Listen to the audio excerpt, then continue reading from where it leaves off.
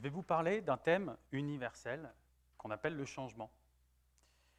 Thème qui touche toute personne dans sa vie, au moins une fois, voire plusieurs fois. Et pour moi, ça a commencé avec ça. Je vous ai scanné un électroencéphalogramme pendant toute mon enfance. Ah oui, je l'ai scanné, hein. Ça m'a pris un petit peu de temps d'ailleurs. Pendant toute mon enfance, cette maladie, qui s'appelle l'épilepsie, m'a accompagné. Cette maladie a eu tout de même une vertu. La vertu, ça a été de développer mon monde intérieur.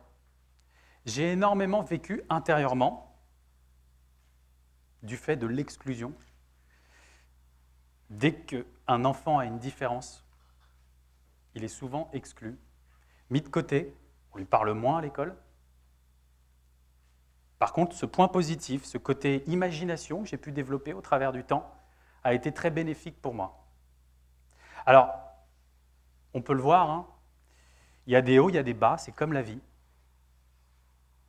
Si c'était plat, je ne serais pas devant vous, hein, ce serait mort en fait. Hein, donc tant mieux qu'il y ait des hauts et des bas. J'aime cette image qui résume finalement le parcours d'une vie, de tout un chacun. Voyageons un petit peu et partons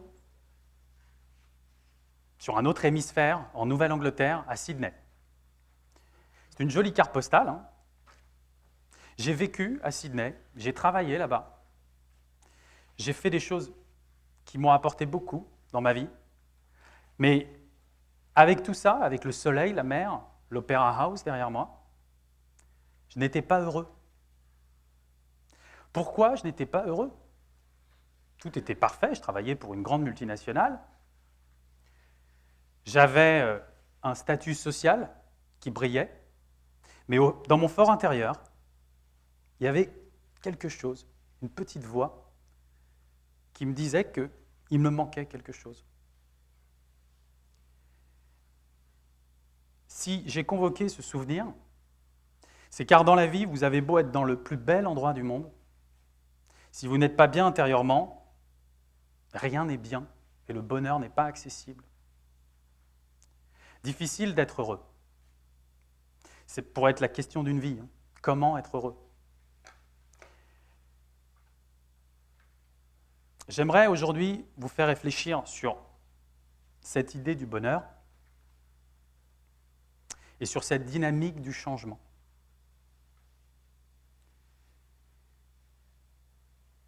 Ayant été épileptique petit, j'ai développé une capacité à vouloir tout contrôler. Alors, grosse vertu, hein, j'ai pu accéder à des choses exceptionnelles, créer des sociétés, voyager, entreprendre. Mais par contre, la crise d'épilepsie en elle-même a provoqué chez moi une peur. Cette peur a fait que, plus que la crise elle-même, la peur d'avoir une crise a créé chez moi une sorte de comportement basé sur le contrôle, voire le surcontrôle. Et pendant des années, j'ai voulu tout contrôler. Or, tout contrôler n'existe pas. C'est un mythe. On ne peut pas, par définition, tout contrôler. Et je suis arrivé, comme cet homme, au milieu d'un parking, seul. J'ai vécu un chaos personnel, professionnel, intime, et une dépression très importante qui, à un moment de ma vie, m'a fait poser des questions. J'aime cette phrase qui dit « du chaos naissent les étoiles ». Dans cette période chaotique de ma vie,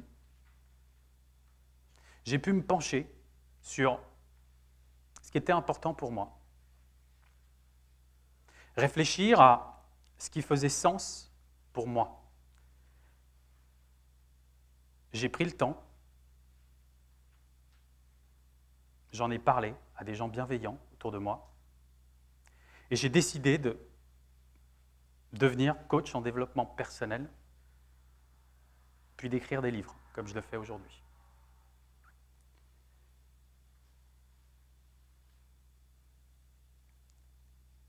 Notre éducation a tendance à nous formater. Pourquoi j'ai convoqué ce souvenir de l'épilepsie? C'est car souvent entre 0 et 10 ans, on le sait, tout se joue.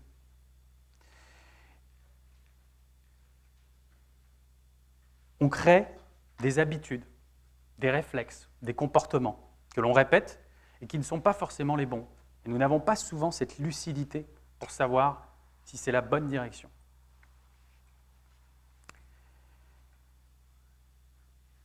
Une clé possible pour sortir du chaos et d'écouter notre enfant intérieur. En écoutant notre enfant intérieur, on revient à l'essentiel. Alors, comment faire pour écouter notre enfant intérieur? Prenez le temps de vous installer confortablement, de rentrer à l'intérieur de vous et de visualiser ce qui est important pour vous lorsque vous étiez enfant. Qu'est-ce qui vous animait? Quelles étaient les personnes que vous admiriez? Qu'est-ce que vous écoutiez comme musique? Quel enfant étiez-vous? Je regrette qu'en France, on n'ait pas la possibilité, lorsqu'on est petit, de nous dire pourquoi on est bon, pourquoi on est doué. Qu'est-ce qui fait notre différence, notre différenciateur? Ce ne serait pas génial de savoir d'emblée, là où on est le plus fort, le plus doué, là où nos aptitudes peuvent briller? Les cours d'éducation civique sont utiles, mais les cours de développement personnel pour les enfants, pourquoi pas? On a tous une structure de personnalité. Cette structure de personnalité se crée entre 0 et 10 ans. Pourquoi ne pas le savoir tout de suite? En le sachant tout de suite, on pourrait peut-être prendre des meilleures décisions, aller vers des meilleures directions et éviter de choisir des études qui ne nous plaisent pas, des études qui sont uniquement choisies pour faire plaisir à notre père ou à notre mère, à notre oncle, mais pas à nous. Pourquoi attendre 25 ans, 40 ans ou 50 ans pour apprendre cette nouvelle? Je vous invite à explorer cet enfant intérieur qui est en vous, cet enfant intérieur qui parle, qui peut s'exprimer si vous lui donnez la chance de revivre. Cette pureté de l'enfance est capitale. J'ai vécu à l'international et j'avais mon petit garçon qui était scolarisé dans différentes écoles à Singapour et en Australie. Et il est vrai que quand j'allais le chercher à l'école, les profs me disaient toujours « Wow, he did a great job, he's so good ». Alors moi, en bon français, je me disais « Bon, ok, c'est vrai qu'il est fort, hein, mais en même temps, il a juste fait un dessin, quoi, c'est pas… » Mais le truc, c'est qu'à force d'entendre « he's so good », ils ont réussi à développer chez moi un réflexe, un comportement positif. Ce qui fait qu'à la maison, je lui disais toujours « Waouh, c'est extra, top !» J'avais conditionné mon comportement en mode positif. Alors, ce que j'adore dans cette mentalité anglo-saxonne, c'est cette capacité à s'émerveiller de choses, toutefois simples, mais à s'émerveiller. Si on pouvait garder une chose positive de l'univers anglo-saxon, c'est certainement, en tout cas selon moi, cette chose-là. Cette chose-là qui fait que tout est possible, que l'échec n'est qu'un passage, n'est qu'une étape qui va vous mener vers autre chose, qui va vous permettre de construire quelque chose de plus grand.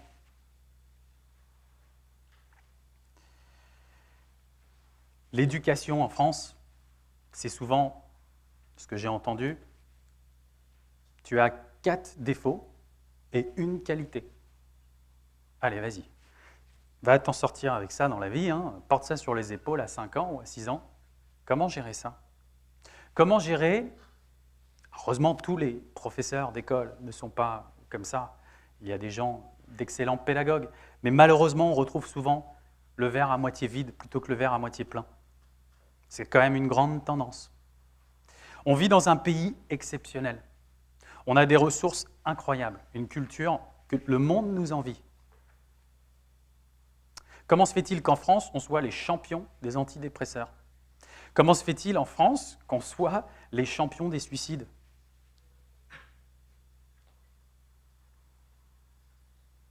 Pour ceux qui ont voyagé, vous le savez, lorsqu'on voyage, lorsqu'on met les pieds à l'étranger, on a la conscience, on a la pleine conscience de la chance que l'on a.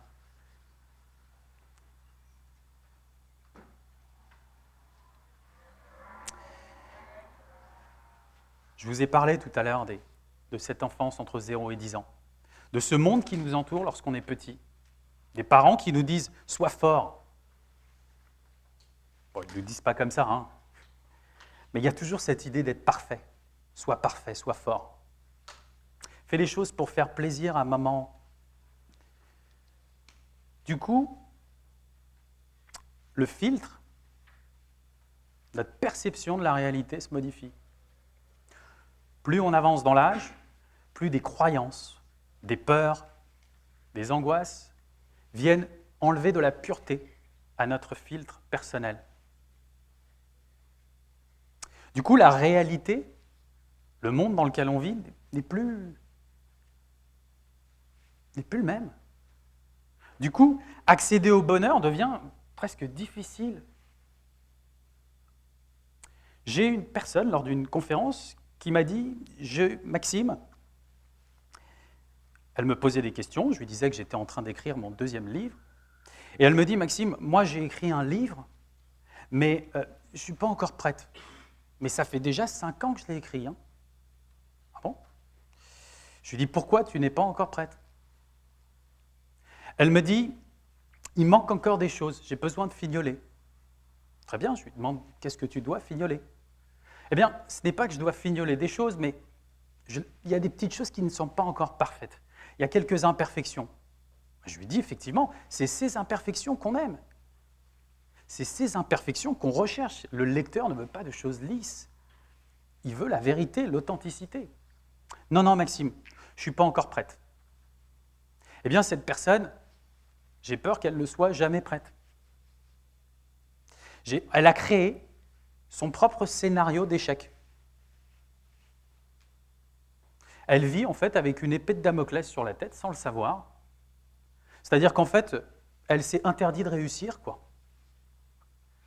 Elle s'est dit, moi je ne réussirai pas. Son inconscient lui a dit, tu n'as pas le droit de réussir, tu ne pourras pas écrire ton livre, il restera toujours à la maison, dans le petit tiroir à gauche, près de la commode.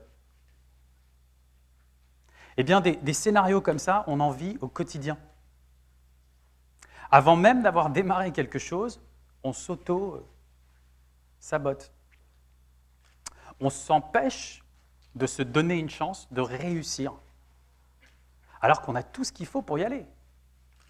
Mais non, il manque ci. Ou alors il faut que je sois très fort.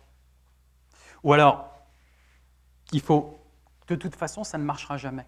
Enfin, je vais le faire, hein, parce qu'il faut que je te fasse plaisir, tu vois. Hein, mais voilà, quoi, de toute façon, ça ne marchera pas. Hein, donc... Eh bien, tous ces scénarios que je vous décris, c'est ce qui nous empêche d'avancer. Ça vient tronquer le filtre de la réalité, de notre réalité. Et donc notre perception est tronquée. Je vous invite à prendre ce filtre et à le mettre à la poubelle. Comme ça, c'est réglé. Hein. On lui dit adieu et on retrouve de la pureté. Ce n'est pas facile à faire, croyez-moi. C'est un travail quotidien. Mais je vous invite à chaque moment où vous avez cette petite voix, comme une sorte de diablotin qui viendrait derrière mon épaule, me dire « de toute façon, tu vas te planter, quoi. Ça ne va pas marcher ». À prendre le diablotin et à le dégager, quoi. Visualisez-le et retirez-le de votre épaule. Ne le laissez pas vous emmener vers la spirale de l'échec.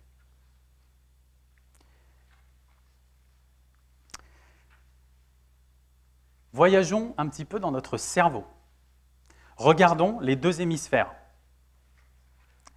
On a la partie gauche, la partie droite.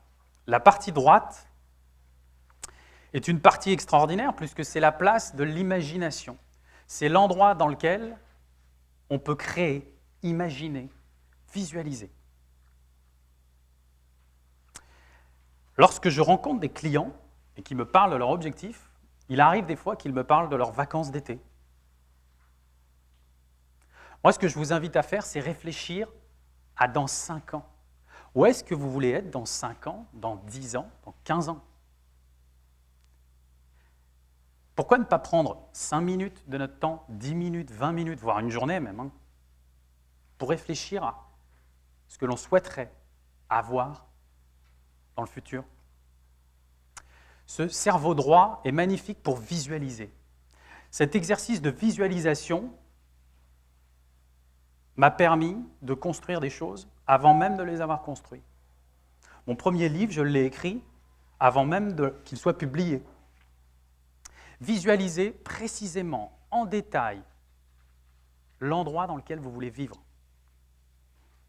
La maison. Est-ce qu'il y a une forêt derrière?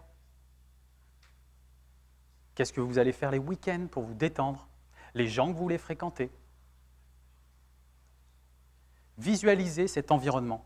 Plus vous le visualiserez, plus vous aurez l'énergie, chaque jour, tendre vers la réussite de cet objectif. Le cerveau gauche est tout aussi important. Les deux ont véritablement une importance capitale. 80% des gens utilisent leur cerveau gauche. Seuls 20% utilisent le cerveau droit. Le cerveau gauche est exceptionnel pour répéter les choses, enregistrer les informations, analyser les choses, ce qu'on appelle la pensée factuelle. Ce cerveau gauche est exceptionnel. Une fois que l'objectif est déterminé dans 5 ans, comment l'atteindre? Si c'était facile, tout le monde l'atteindrait. L'acte de répétition, notre capacité à répéter un geste, à travailler, à se former, va être décisif dans la réussite de notre projet. C'est notre cerveau gauche qui va le guider. Salvatore Dali a mis 50 ans pour pouvoir peindre un tableau en moins de 5 minutes. La plupart des grands artistes, chanteurs, danseurs, acteurs, n'ont cessé de répéter des gestes au quotidien, n'ont cessé de se former, de progresser avec humilité pour atteindre un niveau de perfection, de simplicité. Le plus dur, c'est la simplicité. Quand ça paraît simple, en général, c'est qu'il y a des heures de travail derrière. Donc, la complémentarité entre les deux cerveaux est décisive. Je vous invite vraiment à bien prendre le temps de faire la partie visualisation, car on utilise peu cette technique qui nous permet d'imaginer notre vie, de la voir, de voir le résultat accompli, le sentiment de bien-être que ça peut nous procurer. Et c'est la source numéro 1 de motivation. Sans motivation, sans plaisir, très difficile. La motivation et le plaisir sont vraiment des choses qui sont décisives pour la réussite de tout projet, de tout changement de vie.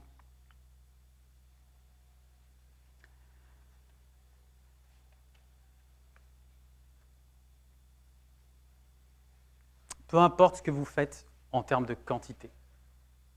Un pas par jour suffit. Une action par jour suffit, tant qu'elle tend vers l'objectif final.